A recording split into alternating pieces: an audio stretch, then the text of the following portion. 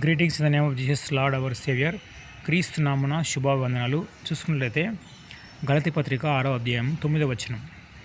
అపోస్తలుడైన పౌలు గలతీయులకు రాసిన పత్రిక 6వ అధ్యాయం 9వ వచనం. మనము మేలు చేయుటయందు విసుకక యుద్ధము. చూడండి, అపోస్తలుడైన పౌలు ఏమంటున్నాడంటే మేలు చేయుటయందు విసుకక ఉండాలన్నట. అపోస్తలుడైన పౌలు ఏం చేసాడు? దేవుని పిలుపుకు లోబడి గమలీయుల దగ్గర స్కాలర్, అలా తాత ముత్తాతలు తల్లిదండ్రులు సంపాదించిన ఆస్తులు రోమపట్నంలో తార్సు అనే పట్టణంలో ఓడరేవుల కోట్ల ఆస్తి, అవంతా ఆస్తి పక్కకెట్టేసాడు. మరి అన్యులు తిన్నారు, అంతా పక్కటేసి మేలు చేయుట యందు విసుకగా ఉన్నాడు. 14 పత్రికలు రాసాడు. అపోస్తలుల కార్యం 19వ అధ్యాయం చూడండి. 12 మంది పురుషులను వెంటబెట్టుకొని భాషలు మాట్లాడుతూ దేవుని రాజ్య సువార్త చేస్తాడు. అపోస్తలుల కార్యం 19వ అధ్యాయం 1 నుంచి 10 వరకు ఇవ్వండి. మేలు చేయడం విసుక. మరి క్రీస్తు చూడండి, యేసయ్య తన జీవితంలో యోసేపు మరియకు లోబడి 30 సంవత్సరాలు, ఆ తర్వాత శాస్త్రులు, పరిసయ్యులు, సద్దుకాయలు ఎంత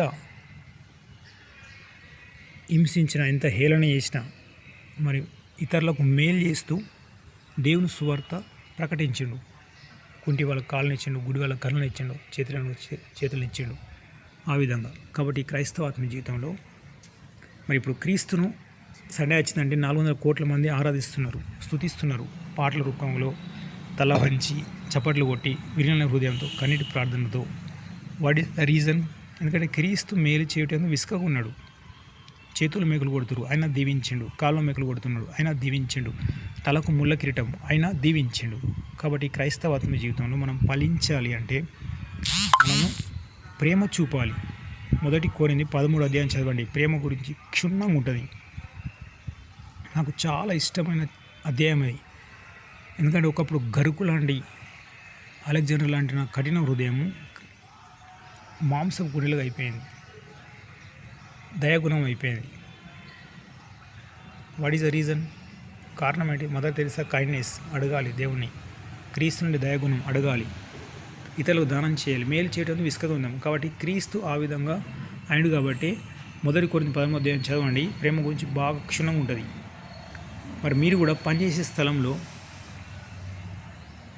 కింద అసిస్టెంట్లతోటి, పైన బాస్ తోటి నలిపోడి. ఎందుకంటే ఇది ఇరుకు మార్గం.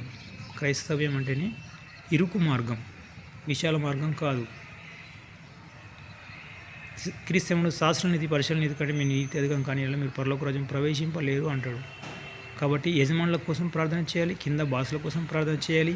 మీ కిరాణా షాప్ ఉన్నా, జనరల్ స్టోర్ ఉన్నా, ఏమైనా బిజినెస్ ఉన్నా, కస్టమర్ల క్షేమం కోసం కూడా ప్రార్థన చేయాలి. అప్పుడే మనం ఆత్మీయంగా 30 అంతలు, 60 అంతలు, 100 అంతలుగా ఫలిస్తాం. మరి చూడండి, ఇప్పుడు సండే వచ్చిందంటే క్రీస్తును 400 పైగా కోట్ల మంది క్రీస్తును ఆరాధిస్తున్నారు. Day by day increasing Bible printing, దేవుని సువార్త స్ప్రెడ్ అయిపోతుంది. What is the reason? క్రీస్తు తన ప్రేమను చూపిండు. కాబట్టి మనం కూడా మన ప్రేమను చూపాలి. చూసిన యెరూషలేం ప్రపంచంలో అన్ని దేశంలో కంటే శ్రేష్టమైనది ఉపవాసం. ఆ దేశం యొక్క ప్రత్యేకత ఏంటంటే అక్కడ ఉన్న ప్రవక్తలందరూ ఉపవాసం ఉన్నవాళ్ళే. అబ్రహాము ఉపవాసమే, యేసుక్రీస్తు ఉపవాసమే. చాలా all kinds of profits, fasting prayer. Okay, ఇంకొక విషయం ఏంటంటే మనం చేసే స్థలంలో మన యజమానుల క్షేమం కోసం, కస్టమర్ల క్షేమం కోసం, కింద అసిస్టెంట్ల క్షేమం కోసం ఉపవాసం ఉండి వాళ్ళని దీవించడం అనుకో, మనకు దీవెనలు వస్తాయి. కాబట్టి మనం మేలు చేయడం విసుకగా ఉండాలి. ఒక చెట్టు ఏం చేస్తుంది? చెట్టు పైన ఒక పావురం ఏం చేస్తుంది? ఆకులు తెంపకుండా నీళ్ళు వేస్తుంది. చీమ మునిగిపోతున్నప్పుడు ఆ ఆకు ద్వారా చనిపోయే చీమ ఒడ్డుకెక్కి వేటగాడు పావురాన్ని చంపేటప్పుడు వేటగాడిని కాళ్ళను కొరుకుతుంది. కాబట్టి మనం సమయం ఉన్నంత, దీపం ఉన్నంత చెప్పి ఇల్లు సర్దుకోవాలట. అదేవిధంగా మనము సమయం ఉన్నప్పుడే ఇతరులకు మేలు చేస్తూ ఉండాలి. ఆకులు తెంపుకుంటా నీళ్ళు వేయాలి. ఏదో ఒక రక్షణలోకి వస్తారు. ఏదో ఒకప్పుడు మనల్ని హింసించాలన్నా, ఇబ్బందులు పెట్టాలన్నా ఆ జ్ఞాపకాలు వచ్చి మనం దీవిస్తారు.